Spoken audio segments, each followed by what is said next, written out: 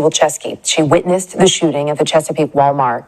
In fact, she's working there. It was just her 5th day on the job. Jesse, thank you for being with us tonight. I know this is tough. You were in that break room when the gunman came in. You saw a lot. Yeah. Can you walk us through, Jesse, what you saw and what happened in those moments?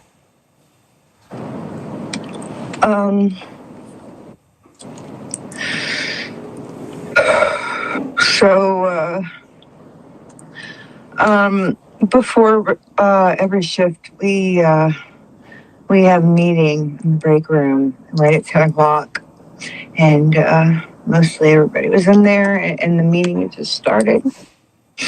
And all of a sudden, I looked straight instead of looking off where the other guy was talking, and the other team lead is in the doorway, and he's got his hands like that. And at first, it didn't even look real. It didn't register as real. The only thing that made it real was the vibrations in your chest and the ringing from the gun going off. And it just kept going and going and going. And I got under the table, and he left the room and went left down the hallway. And I was looking at my other coworkers around me on the floor, and leaned over in the chair. And I didn't want to be loud. I didn't want him to hear me and make him mad, to make him come back, because I don't even know where he went. And I didn't leave. I stayed.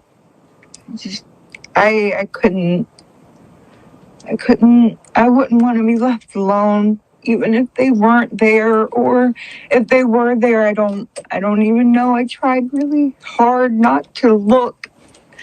And the sound of the droplets, it replays and replays and replays and replays and replays of how much blood was coming off the different chairs. It was making a rhythm, and it was one of the most disturbing things. I think we'll never let go of that. I mean, it's understandable. It's so you're under the table then for safety. You talk about feeling the bullets as the shots rang out, feeling that in your chest, hearing the blood from your coworkers, watching them in those moments. As I understand it, the shooter did look at you at one point and basically let you go. At the very end, I was hiding underneath the table, and he told me to come out, and I had my bag, and I put my bag out first as like a, please, I don't have anything, you see my hands type thing. And I slid out underneath of the table, and I'm shaking, and I probably looked like a chihuahua at that point. And you just had the gun up to my forehead, and this is really hard. Did he say anything to you in that moment, Jesse? He told me to go home. And he took the gun away from my forehead, and he was aiming it at the ceiling, and he said, Jesse, go home. And I got up real slow, and I tried not to look at everybody on the ground or even look. And I had to touch the door, which was covered. And I walked out the double doors to where you can see the aisles in Walmart. And I made it right to where the egg aisle starts. And I just remember gripping my bag and thinking, if he's going to shoot me in the back, well, he's going to have to try really hard because I'm running. And I booked it. And I didn't stop until I got to my car. And then I had a meltdown in my car.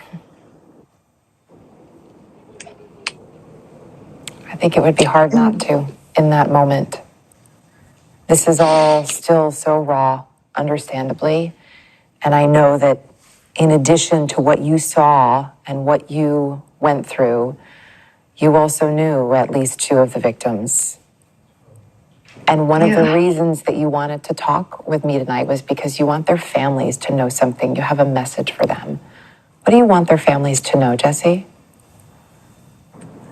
For the two girls' families that were sitting in front of me, and I'm not going to name any names, but I want to let you know I could have ran out that door with everybody else that ran out that door, and I stayed.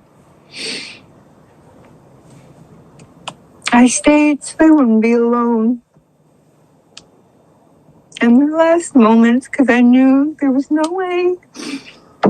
As bad as everything was, there was no way. And I stayed. Just so they wouldn't be alone. And they weren't. You were there. There's been a lot of talk about this person who was your manager. I know this was only your 5th day there, and you didn't interact with him a lot. But was there anything that stood out to you, anything in those interactions where you could have imagined a scenario like this? No. I interacted with him one time before this, and it was me bringing up my kid. How much this overnight thing is like really kind of toying with me in some hours. Like when I look at the clock, and I'm like, man, I just want to get home. And he asked me how old my kid was, and I told him 15 months, and he said a cute age. And we walked our separate ways. Never, ever in my life